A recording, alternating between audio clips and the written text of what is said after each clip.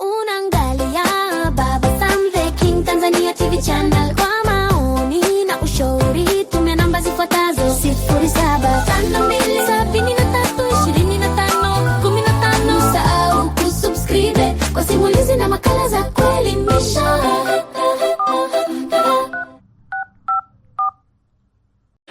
Uhali gani mpenzi msikilizaji wa simulizi za sauti? Karibu tena katika simulizi zetu za sauti ambazo umezoea kuzipata hapa. Na hii simulizi si nyingine, inaitwa Sina Makosa sehemu ya 25.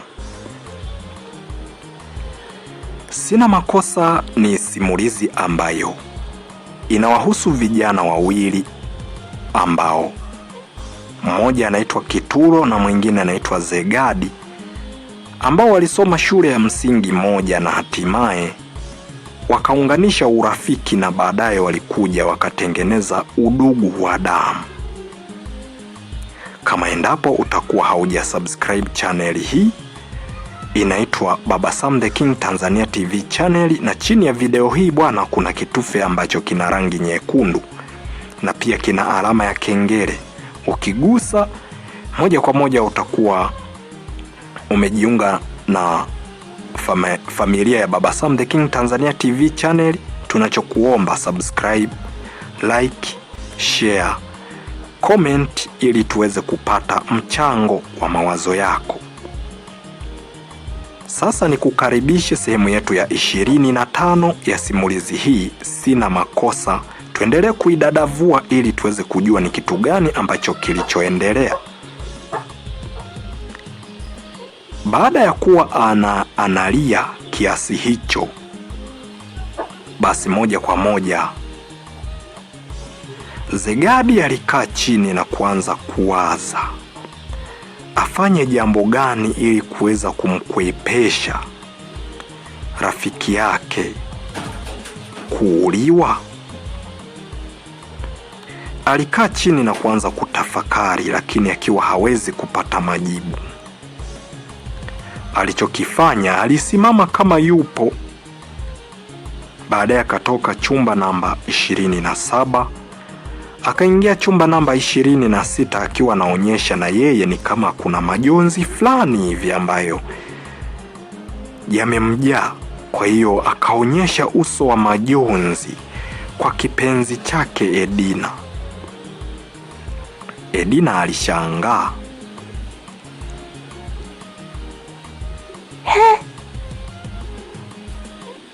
Sasa mbona na wewe umetoka huko? Umetoka huko na wewe tayari umeshapoza. Kuna tatizo gani ambalo mmekutana nalo huko? Hebu jaribu kunielezea, huenda mimi naweza nikakusaidia. Ni kitu gani lakini? Umetoka hapa umeenda ukasema unaenda kulisolve. Sasa na wewe umerudi na wewe umekuwa kama wale. Tatizo nini? Baada ya kuzungumza maneno kama hayo, Edina moja kwa moja Zegadi alizungumza huku akisema, mke wangu, ni mambo mazito ambayo kimsingi sijui hata mimi na yasovu vipi.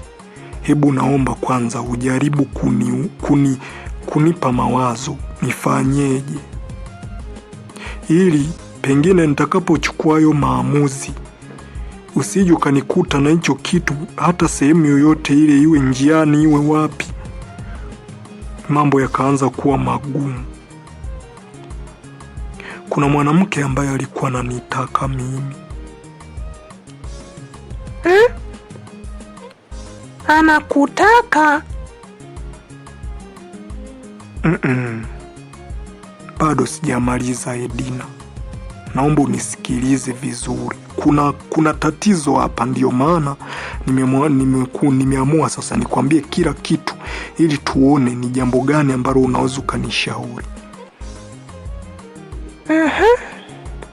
Tuendelee. Sawa, nashukuru mke wangu.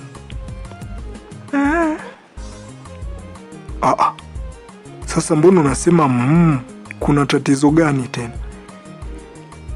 We endelea, mimi nakusikiliza, endelea. Vizuri.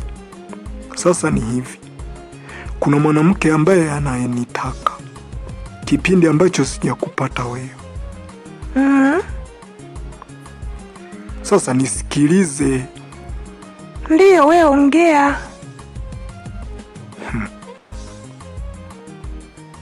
Moja kwa moja akaamua kukatisha mazungumzo hayo, kwa sababu anaona kama mke wake ameanza kuwa na wivu hivi. Huyu Edina ameanza kuwa na wivu hivi baada ya kuzungumza neno moja tu kwamba kuna mwanamke alikuwa anamtaka. Basi hapo karoho ka Edina hakatulii, na yeye akaanza kuwaza, vipi kama endapo huyu mwanaume atakuwa sio wa ukweli na hatimaye wazazi amewaaminisha kwamba atakuwa ni mwanaume wa kweli? Nini kitakachoenda kujiri? Si atakuwa amejiharibia hali ya kwamba wanamuamini? Hapo ndipo ambapo Zegadi alitoka tena nje na kwenda tena chumba namba 27. Akatoka tena nje akarudi tena kwake chumba namba 26. Akatoka tena hapo akaenda moja kwa moja mpaka chumba namba 16, ambapo ndipo alipokuwa naishi mzee Misondo ambaye ndiye baba mwenye nyumba. Alimkuta yupo na hatimaye alifika na kumsalimia. Hapo ndipo ambapo alipoanza kuzungumza huku akisema, mzee wangu, mimi nimekuja. Kuna tatizo kubwa sana ambalo linanisibu. Kuna mwanamke ambaye alikuwa ananitaka. Mimi najua we mzee wangu, kwa vile ni mzee, unaweza ukanisaidia hata kimawazo. Kuna mwanamke ambaye alikuwa ananitaka mimi, lakini ni mtoto wa kitajiri. Sasa nikawa nimemkataa. Baada ya kuwa nimemkataa, maana kuna mwanaume mwingine alikuwa anajaribu kumpenda, alijaribu kumwambia kwamba anampenda, akamtandika na tofali na hatimaye akazimia. Baada ya kuzimia, alipelekwa hospitali, na alipotoka huko alirudi akaanza kutembea vibaya vibaya kama babu kwa ameshikilia mkongojo. Sasa huyu mwanamke huyu amekuwa akiwapiga watu matofali wanapomwambia kwamba wanampenda kwa ajili yangu tu, kwamba eti ananipenda mimi. Sasa amekutana na rafiki yangu, amemwambia kutokana na kwamba mimi huwa ananisimamisha na kuniambia mambo yake ya kimapenzi, mimi namkwepa na kimbia. Amesema hivi, lazima rafiki yangu atamuua. Sasa hapa ninakaa ninatafakari, mzee wangu, nifanye nini? Je, nijifanye kama nimekubali ili rafiki yangu niweze kumuokoa? Sasa ni pale ambapo atakapohitaji kuja hapa nyumbani, wakati mimi tayari nina mke wangu hapa Edina. Nini ambacho kitakachojii? Hivi wewe unaona mimi nifanye nini? Baada ya kuzungumza maneno kama hayo,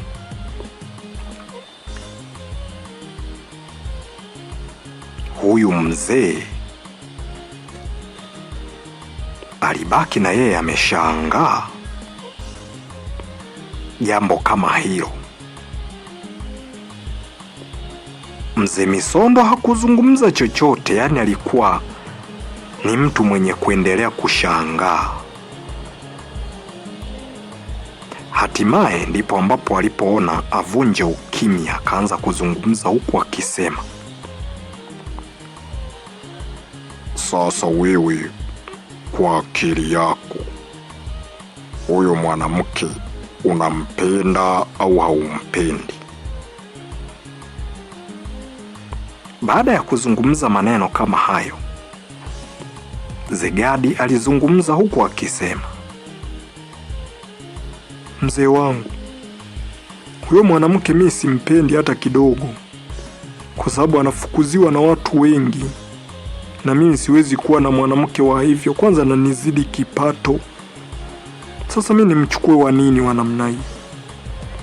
Lakini sema ananiletea shida katika maisha ya rafiki zangu pamoja na yani familia yangu kwa ujumla. Watu ambao tunashirikiana ndio anaanza kunitishia sasa, nataka kumuua huyo rafiki yangu huyo Kituro ambaye anaishi na dada yangu. Eti anataka muue. Sasa ndo hapa niko najiuliza nifanye mbinu gani ili rafiki yangu niweze kumkwepesha hicho kifo ambacho kinataka kuja. Baada ya kuzungumza maneno kama hayo, ndipo ambapo Mzee Misondo alizungumza huku akisema, sasa kijana, sikiliza nikwambie, fanya hivi. Wewe nenda ujifanye kama umemkubali, tena umuite ili muweze kukaa pembeni, na hatimaye mtakapokaa uzungumze naye kwamba wewe umekubali, lakini umwambie kabisa kwamba Mzee Misondo amesema pale kwake, yani siku atakapokuambia kwamba twende kwako, yani anataka kule au umlete hapa, utamkataza kwamba Mzee Misondo amekataa kuonekana sisi vijana tuna wanawake pale.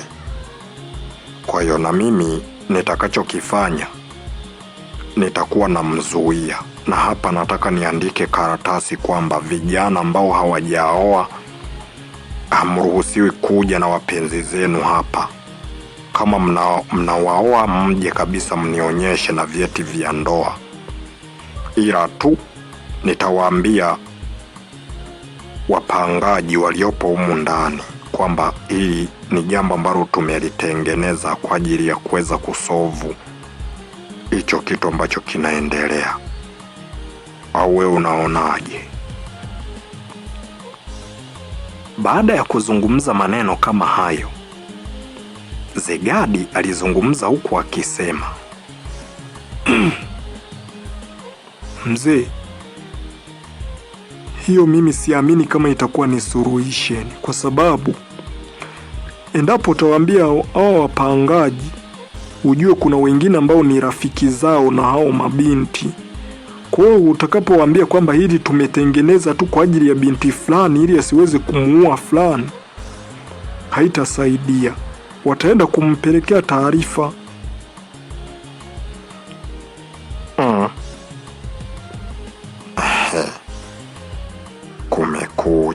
Kumekucha.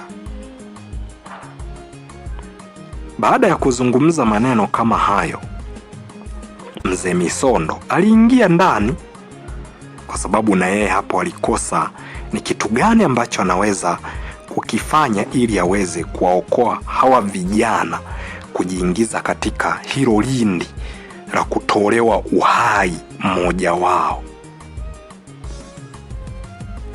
Baada ya kuingia ndani na akajifungia pasi na kuzungumza chochote, Zegadi alitoka hapo na yeye akaenda moja kwa moja mpaka chumba namba 26 cha kwake. Aliingia ndani. Hatimaye Edina akaanza kuzungumza huku akisema,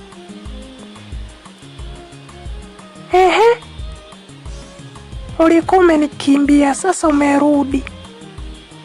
Tuendelee pale pale ulipoishia. Endelea kuniambia nini kilichojiri. Baada ya kuzungumza maneno kama hayo, Zegadi akaona kama Edina anazidi kumtia hasira tu. Hakuzungumza chochote, alikaa kimya.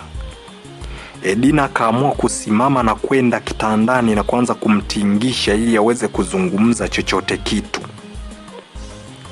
Lakini Zegadi alizungumza huku akisema, sasa sikiliza Edina, mimi nilikuwa nimekuambia kwamba unipe ushauri lakini haukutaka. Sasa nimeamua kunyamaza, maana nikiongea tu kidogo wewe unaanza kunihisi vitu vingine, na mimi sasa hivi nishachanganyikiwa. Hebu naomba uniache kwanza, naomba uniache kabisa, la sivyo hapa mambo kitawaka hapa. Hebu niache. Baada ya kuzungumza maneno kama hayo makali yenye hasira, Edina alianza kukusanya kila kilicho cha kwake ili aweze kuondoka. Hapo ndipo baada ya kuona mambo kama hayo yanaendelea, Zegadi aliamka kitandani na kwenda ili aweze kumkumbatia. Lakini baada ya kumkumbatia alipigwa kiwiko na akarudi nyuma kitandani. Aliposimama akasukumizwa kitandani pale pale ili aweze kumwacha na asimgasi tena. Hapo ndipo ambapo Edina alianza kuzungumza huku akisema, yaani wewe nilikuamini sana nikijua wewe utanioa na nitakuwa na wewe katika maisha yetu yote, lakini kumbe na wewe umekuja kuwa namna hii. Umekuwa mwanaume mwongo wakati mimi nilikutegemea. Leo hii mimi ni kuanza kunijibisha kwa hasira kiasi hicho. Acha nijiondokee nyumbani, pengine inawezekana Mungu bado hajaniletea wa kwangu. Baada ya kuzungumza maneno kama hayo, Zegadi alizungumza huku akisema, sikiliza, mpaka nachanganyikiwa kutokana na yale ambayo nani Zegadi nani huyu, nani huyu na rafiki yangu Kituro ambayo yanampata. Kwa hiyo sikiliza kwanza nikwambie Edina, mimi sikiliza, mimi nakupenda, isipokuwa tu yani unajua mtu akiwa kwenye situation ya mawazo, sawa, inatakiwa kidogo unamsikiliza na yani ukiona kuna dalili fulani hivi inatakiwa umpe ushirikiano. Mimi hapa mawazo nilionayo, yani nikisema niyatoe humu nikuvike wewe, hiki kiatu huwezi kukivaa, nileti Regina tena. Yani mimi nishachanganyikiwa hapa. Kina Regina ndo anataka kumuua rafiki yangu nani Kituro. Sasa wewe najaribu kukuambia unipe mawazo yako afu hutaki kunani. Sasa sikiliza nisikilize, usiondoke basi Edina, basi naomba tu unielewe, mimi nimechanganyikiwa hapa nilipo.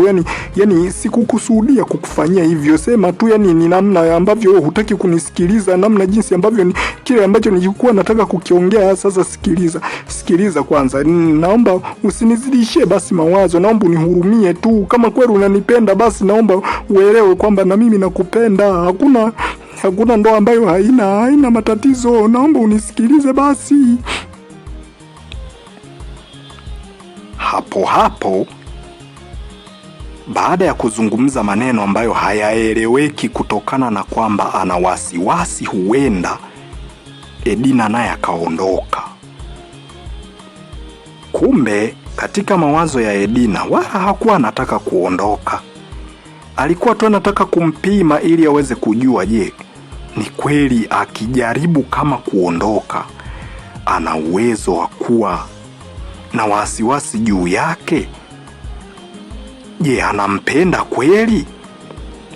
Au atakuwa amepata mtu mwingine? Kwa sababu alijaribu kupima hilo, kwa sababu alikuwa anawaza kama endapo atakuwa na kijana mwingine ambaye atakuwa na mwanamke mwingine ambaye anampenda, basi moja kwa moja hatakuwa na wasiwasi aina yeyote Zegadi huyu. Maanake atamuangalia tu kwa zile hasira ambazo alikuwa nazo, atakusanya na hatimaye ataondoka ili aweze kumpisha mwingine. Lakini ameona amechanganyikiwa vibaya mno baada ya kuambiwa tu kwamba Edina anataka aondoke.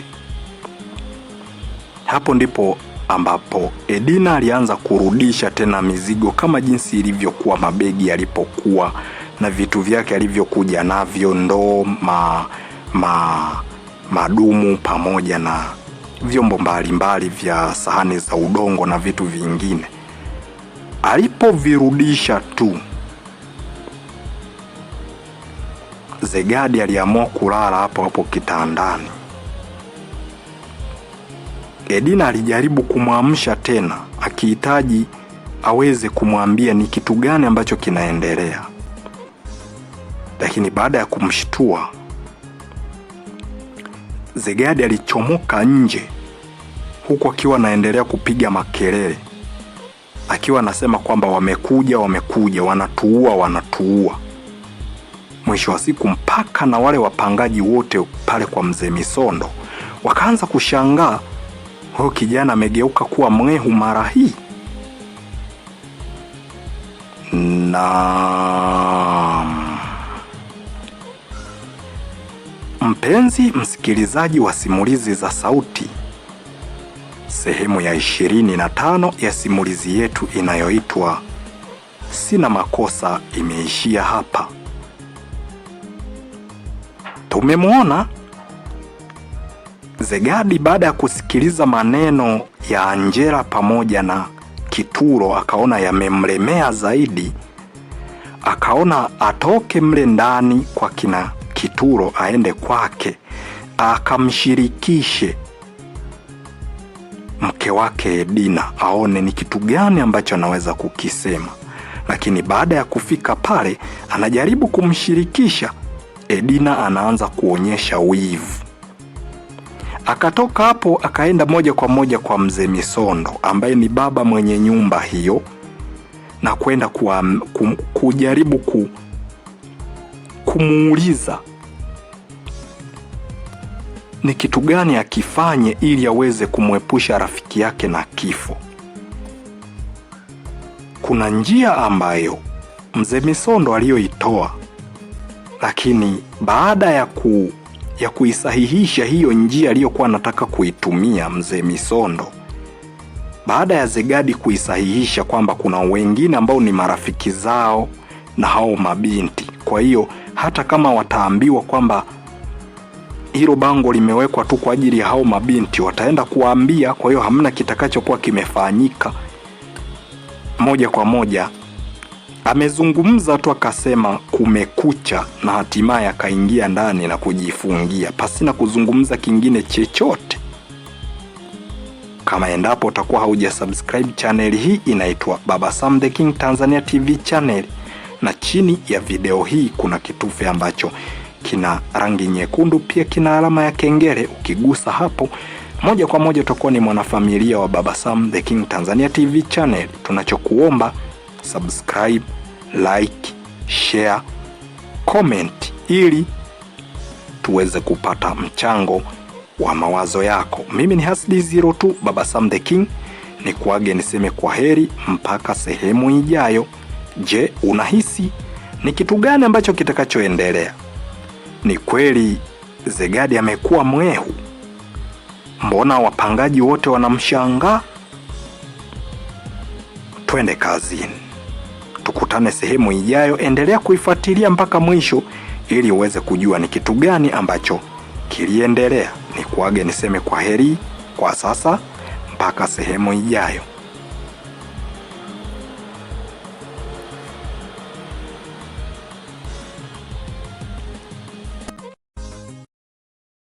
Unaangalia Baba Sam the King Tanzania TV channel.